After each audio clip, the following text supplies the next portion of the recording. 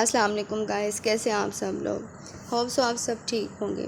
तो गाइस आज मैं आपके लिए लाई हूँ फिर से एक बहुत मज़ेदार सी रेसिपी, जो कि है मलाई से मक्खन निकालने की रेसिपी। लेकिन इससे पहले अगर आप मेरे चैनल पर न्यू हैं तो मेरे चैनल को सब्सक्राइब करना ना भूलें। साथ ही साथ बेल आइकन को ज़रूर प्रेस करें ताकि आपको मेरी आने वाली न्यू वीडियोज़ का नोटिफिकेशन मिल सके। इसके साथ ही मेरी वीडियो को फ्रेंड्स एंड फैमिली के साथ ज़्यादा से ज़्यादा शेयर करें और मेरी वीडियो को लाइक करना भी ना भूलें। तो आए फ्रेंड्स, चलकर स्टार्ट करते हैं रेसिपी।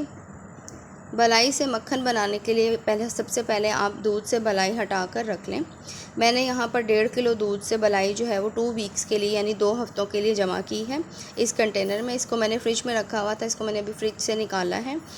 ये तकरीबन इतना सा कंटेनर है जिसमें तकरीबन 2 हफ्ते, अगर आपने 2 हफ्ते से ज़्यादा जमाने का नहीं, अदरवाइज़ स्मेल हो जाएगी इसमें।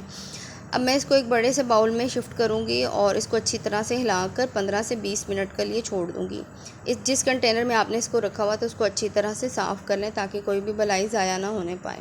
अब इसको अच्छी तरह से हिलाएं और इसको ढककर 15 से 20 मिनट के लिए छोड़ दें ताकि ये रूम टेम्परेचर पर आ जाए।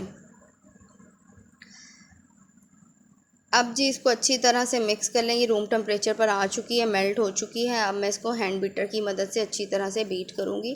आप चाहें तो चम्मच से भी बीट कर सकते हैं या इलेक्ट्रिक बीटर का यूज़ भी कर सकते हैं, लेकिन मैंने यहाँ पे हैंड बीटर का यूज़ किया है। आपने इसको इतना बीट करना है, इतना बीट करना है कि ये फ्रॉथी हो जाए, यानी बहुत ज़्यादा ऐसे जैसे झाग की तरह ऊपर से आ जाए। आपने इसको कंटिन्यूसली बीट करते जाना है। अगर इसके अंदर ज़रा सा भी पानी या दूध होता तो ये ख़ुद से ही मक्खन अलग हो जाता। अब मैंने इसको बहुत ज़्यादा बीट कर लिया है, तो अब मैं यहाँ पर इस्तेमाल करूँगी ठंडा पानी। आपने यहाँ पर जो पानी है वो काफ़ी ज़्यादा ठंडा इस्तेमाल करना है।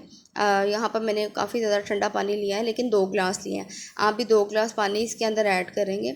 जैसे ही मैं पानी इसमें ऐड करूँगी तो मक्खन जो है वो अलग, और मैं इसमें बीटर को चलाऊँगी तो मक्खन बिल्कुल अलग होना शुरू हो जाएगा, क्योंकि मैं ऑलरेडी क्रीम को अच्छी तरह से बीट कर चुकी थी। अब ये मक्खन हमारा तकरीबन अलहदा हो चुका है। माशाल्लाह बहुत ही खूबसूरत लग रहा है, माशाल्लाह माशाल्लाह माशाल्लाह। और ये बहुत ही अच्छा सा एक हमारा बटर, होममेड बटर तैयार हो चुका है। अब मैं इसके पेड़े बनाऊंगी और इसमें से जो पानी है उसको निचोड़ निचोड़ के कंटेनर में रख लूँगी। मैंने पहले से बड़ा थोड़ा कंटेनर लिया है। अब मैं इसको अच्छी तरह से निचोड़ के पेड़े से बनाऊंगी और इसको कंटेनर में रख लूँगी। अब इस कंटेनर के पेड़ों को आप चम्मच की मदद से एक लेवल कर लें और इसको फ्रिज में प्रिजर्व कर लें। इस तरह से आप भी बटर बनाएं घर पर, यानी घर पे होममेड बटर या मक्खन जो भी आप कहना चाहें आप बनाएं और इसको प्रिजर्व करें और फ्रेंड्स एंड फैमिली के साथ भी इंजॉय करें। और इसको आप पराठों पे लगाएं या आप इसको सालन में डाल कर इस्तेमाल कर सकते हैं। किसी भी पर्पज़ के लिए आप इसको केक में चाहें तो केक में भी इस्तेमाल कर सकते हैं।